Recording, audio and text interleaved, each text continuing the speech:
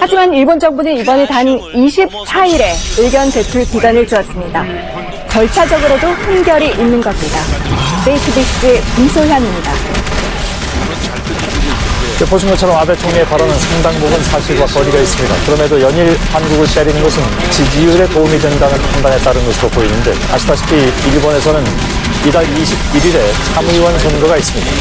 아베의 지지율 급락과 한국 때리기는 어떤 함수관계를 가지고 있는지 김태영 신진 기자가 분석했습니다.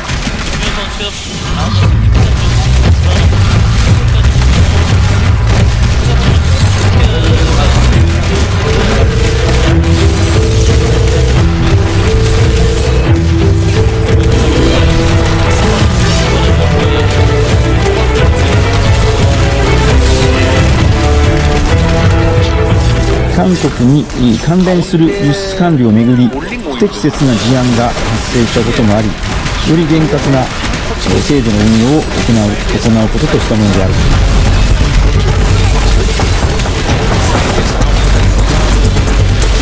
2017년 1월부터 최근까지 2년 반 동안 일본 언론사 3곳이 발표한 여론조사 결과를 이렇게 쭉 펼쳐봤습니다. 모두 비슷한 추이를 보이는데 저희가 특히 주목한 건 아베 총리의 지지율이 떨어지기 시작한 시점들입니다. 2018년 10월 아베 총리의 지지율은 이렇게 하락됩니다. 아베 총리는 강제징용 대상 판결과 관련해 우리 대법원을 공격합니다. この判決は国際法に反しありえない判断で 지지율은 곧바로 오릅니다. 하지만 이 상승세는 오래가지 못합니다. 외국인 노동자 유입 확대 법안을 강행 통과시키면서 일본 내 여론이 나빠졌기 때문입니다. 지지율은 4에서 6%포인트 급락합니다. 그리고 얼마 지나지 않아 일본 초계기 사건이 터집니다.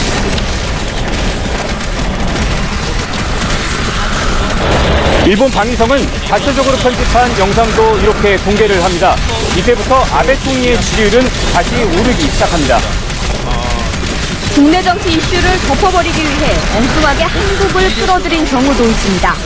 誠実に私たちの義務を実行して、その意味において10億円の拠出をすでに行っています。次はですね、韓国がしっかりと誠意を示していただかなければならないと。 러시아와의 외교 성과가 좋지 않아 여론이 악화되자 이 소녀상 이슈에 초강수로 대응하기 시작한 겁니다. 이때도 지지율은 또 한 번 크게 오릅니다.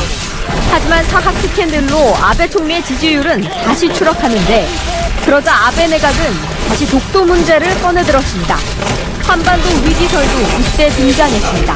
避難民の保護に続いて上陸手続き収容施設の設置及び運営我が国が庇護すべきものに当たるか否かのスクリーニングといった一連の対応をですね想定しています。 지지율 하락세는 완만해졌고 소폭 오르기도 합니다.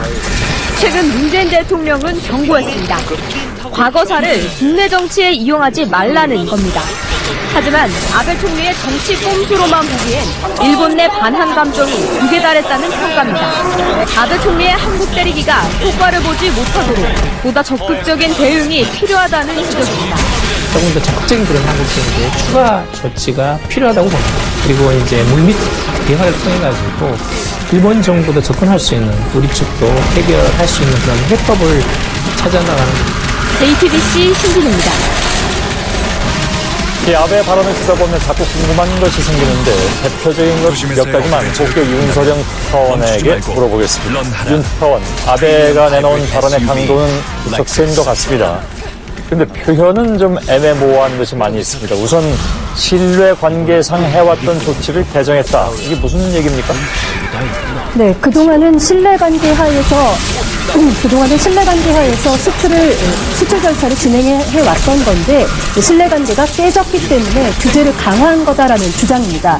구체적으로 신뢰관계가 깨진 게 무엇인지 아베 총리는 말하고 있지 않지만, 앞서 리포트에서 보셨듯이 일본 정부는 강제징용 재판과 관련해서 일본 측에 만족스러운 해결책을 내놓지 않았다, 이렇게 시인을 했습니다. 아베 총리는 신뢰관계를 계속해서 반복해서 언급함으로써 이번 사태의 원인을 한국 측에 돌리고 있는 겁니다. 또 본인이 직접 이 강제징용 재판을 언급하지 않은 것도 보복 조치라는 인상을 주지 않기 위해서입니다. 아베 총리의 발언을 찬찬히 뜯어보면은 고도의 계산된 발언이라고 할 수 있습니다. 예.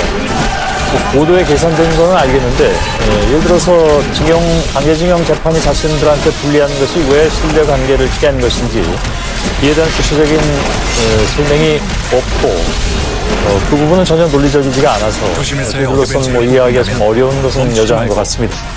비자 발급 제한 얘기가 나왔는데 어떤 비자를 얘기하는 겁니까?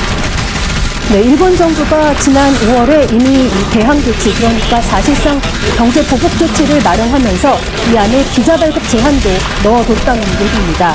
어떤 비자를 제한하겠다라는 식의 구체적인 내용은 없지만 유학 비자나 취업 비자 그리고 영주권 발급이 까다로워질 수가 있습니다. 이 같은 비자는 구체적으로 법 개정이나 규정을 바꾸지 않아도 곧바로 할 수 있는 것들입니다. 예. 근데 실제로 그렇게 되면 어떤 피해가 있습니까? 예를 들면 비자 발급에 시간이 오래 걸린다든지 이유 없이 거부되는 사례가 잦아질 수 있습니다. 한국 국민들을 일부러 귀찮게 하는 것들입니다.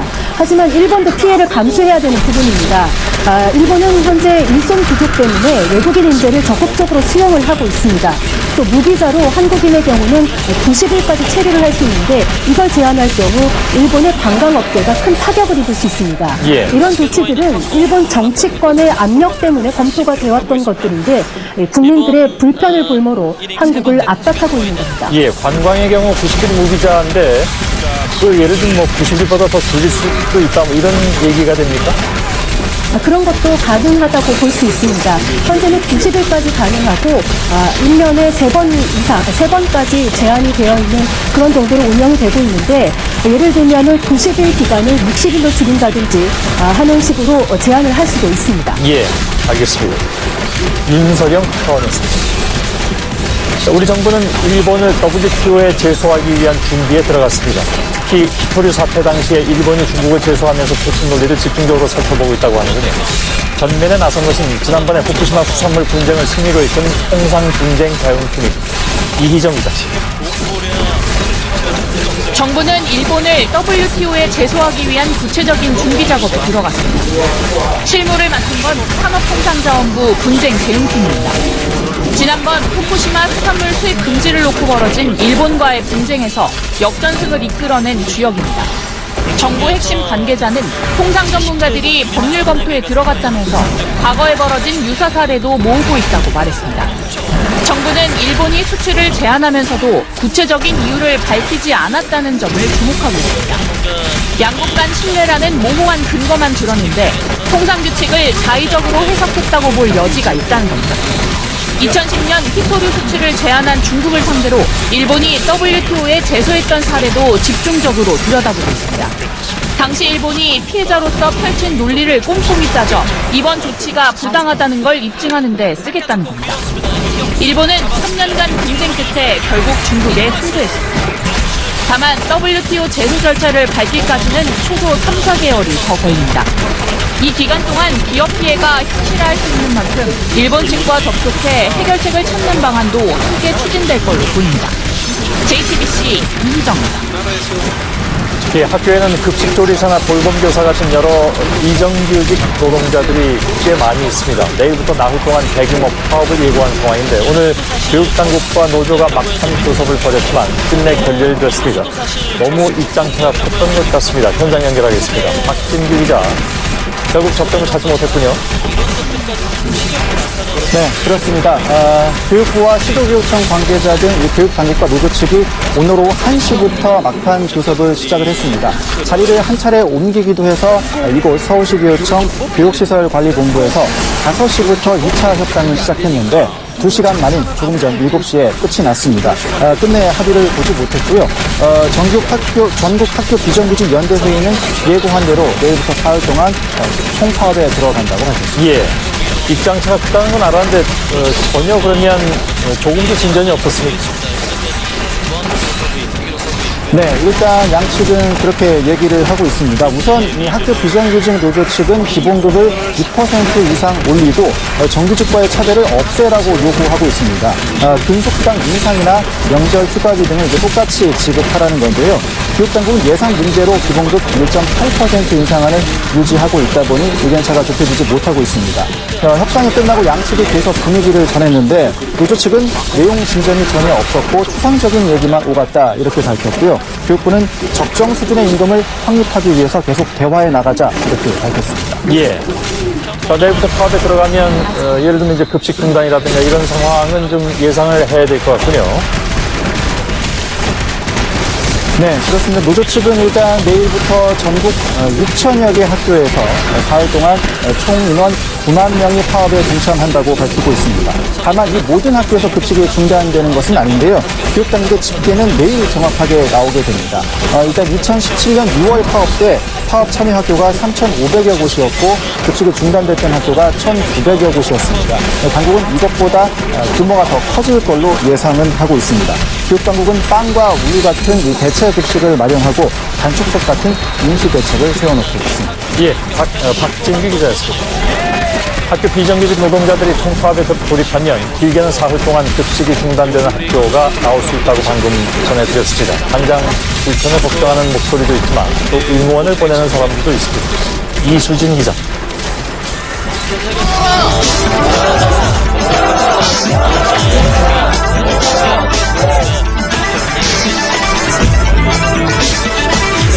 네, 교육의 분장으로 어려운 하는 문제가 있습니다. 일단 그 식당 대체식당 봤는데 그 점심 대체하는 스팀으로 빵이나 이쪽에 보면 뭐 먹힐 것 같아요.